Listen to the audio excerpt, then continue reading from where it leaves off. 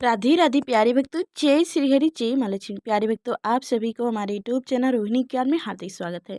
प्यारे भक्तों, आज हम स्नान करेंगे माघ मास महात्म्य की 28वां अध्याय कथा। कल की अध्याय कथा के बाद आज इस अध्याय कथा को ध्यानपूर्वक अंत तक सुनिएगा और लास्ट में कावा की कथा सुनाई जाएगी, उसे भी ध्यानपूर्वक सुनिएगा।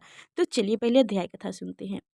विशिष्ट जी कहने लगे कि हे राजा दिलीप, बहुत से जन समूह सहित अछूत सरोवर में स्नान करके सुखपूर्वक मुझ को प्राप्त हो गए। तब लोमस ऋषि जी कहने लगे कि संसार रूपी इस तीर्थ राजा को सब श्रद्धा पूर्वक देखो। यहाँ पर 33 करोड़ देवता आकर आनंद पूर्वक स्नान करते हैं। यह अच्छे वट है जिनकी जड़ें पताल तक गई है। और मार्कंडेय ऋषि प्रलय के समय भगवान इसी अच्छे वट का आश्रय लेते हैं। यही शिव जी की प्रिय भागी भगवती भागीरथ हैं, जिनकी सिद्ध लोग सेवा करते हैं।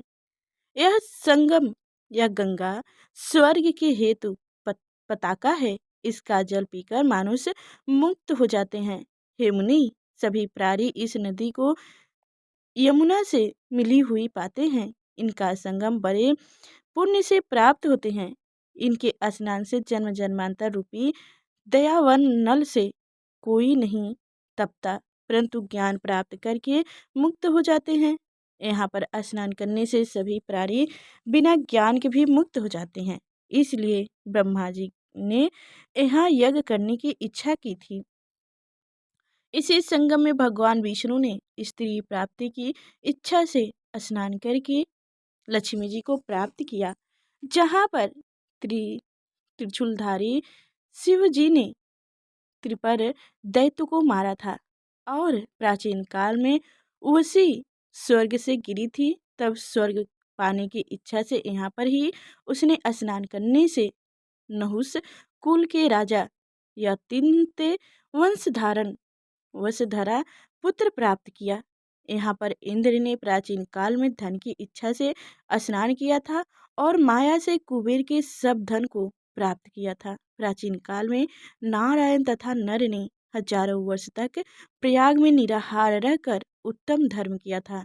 यहाँ से जैगवसी सन्यासी ने महादेव जी जैसी शक्ति वाले से विजय पाई थी। तब परमात्मा आदि योगी के अति दुर्लभ यश प्राप्त किए थे। इसी क्षेत्र में तपस्या करके श्री भारद्वाज सप्त ऋषियों में शामिल हुए थे, जिन्होंने भी यहाँ स्नान किए। सबको स्वर्ग की प्राप्ति हुई। इसलिए हमारे विचार से तुम त्रिवेणी में स्नान करो। इस स्नान से पहले किए हुए तुम्हारे सब पाप नष्ट हो जाएंगे और संपूर्ण वैभव की प्राप्ति हो जाएगी। ऋषि के इस प्रकार सत्य वचन सुनकर सभी त्रिवेणी में स्नान करने लग गए और उसी स्नान करने से सबकी पिचासतय नष्ट हो गई। श्राप से विमुक्त होकर उन्होंने अपना शरीर धारण कर लिया। देवनिधि ने अपनी संतान को देखकर प्रसन्नता चित्र होकर लोमस ऋषि जी को संतुष्ट किया और कहा कि आपके अनुग्रह से ही श्राप से विमुक्त हुए। अब आप इन बालकों के योग्य धर्म को कहिए। लोमस ऋषि जी ने कहा कि इस युवा कुमारी ने वेदों का अध्याय समाप्त कर लिए हैं, इसलिए इन कन्याओं के प्रतिपूर्वक कर कमलों को ग्रहण करें। तब लोमस ऋषि जी तथा अपने पिताजी की आज्ञा से इन ब्रह्मचारी ने 5 कन्याओं से विवाह किया। इन कन्याओं के सब मनोरथ पूरे हुई। जिसके घर में लिखे हुए यह महात्मा पूजा जाते हैं, वह नारायण ही पूजे जाते हैं। पुष्कर तीर्थ में, प्रयाग में, संगम सागर में, देवलय में, कुरुक्षेत्र में तथा विशेष करके काशी में इसका पाठ अवश्य करना चाहिए। पुष्कर तीर्थ में ग्रहण के अवसर पर उनके पाठ का दुगना फल मिलता है और मरने पर वैष्णव पद को प्राप्त होता है। जय श्री हरि, जय माँ लक्ष्मी। प्यारे भक्तों, माघ मास महात्म्य की अध्याय कथा समाप्त हुई और अब सुनिए एक सुंदर कावा की कथा है। एक दिन कौवा अपनी शक्ल को देखकर सोचने लगा कि पक्षियों में सबसे ज्यादा कुरूप कुरूप मैं ही हूँ। उसे लगता था ना, आवाज उसकी ना अच्छी है, ना पंख सुंदर है। काले रंग की वजह से उसे लगता था कि वह रंगों से भी वंचित है। इस सारी बातें सोचने की वजह से उसके अंदर हीन भावना से ग्रस्त होकर दुखी भी रहने लगा। एक दिन बकुला ने कावे की उदासी का कारण जानना चाहा तो कावे ने जवाब दिया कि तुम गोरे चिट्टे को, मैं तो बिल्कुल काला हूँ। मेरा इस दुनिया में जीना बेकार है। बकुला ने कावे से कहा कि दोस्त, मैं कहाँ सुंदर हूँ। तोते को देखो, हरे पंख और लाल चोंचे। काश मेरे पास भी ये सब होता। बकुले की बात सुनकर कौवे को सुंदरता को जानने की इच्छा हुई। वह तोते के पास जाकर बोला कि तुम इतनी सुंदर हो, खुश तो तुम बहुत होते होगे।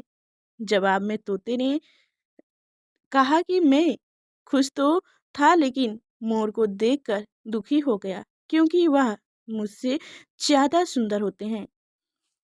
मोर की खुशी जानने के लिए कौवे उसे जंगल में खोजने लगा, परंतु उसे एक भी मोर नहीं दिखाई दिया। जंगल वालों से पूछने के बाद पता चला कि मोर को चिड़ियाघर वाले उठाकर ले गए हैं। कौवे मोर की तलाश में चिड़ियाघर पहुंच गया।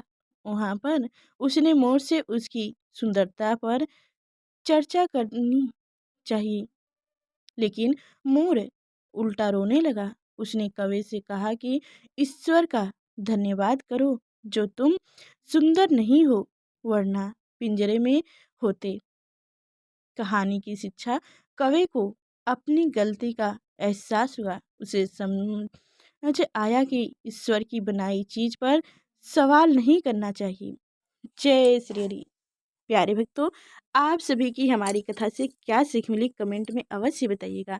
और अभी तक हमारे चैनल को सब्सक्राइब नहीं किए हैं तो सब्सक्राइब करके बेल आइकन की घंटी दबा दीजिएगा, ताकि आगे जो मैं पूर्णिमा की सत्यनारायण व्रत कथा, माघ मास पूर्णिमा की कथा लेकर आऊँ तो सबसे पहले आप तक नोटिफिकेशन पहुँचे, जो मेरी कथा को आप समय से ही सुन सकें। तो चलते हैं, फिर मिलेंगे अगले नेक्स्ट वीडियो में। तब तक के लिए धन्यवाद।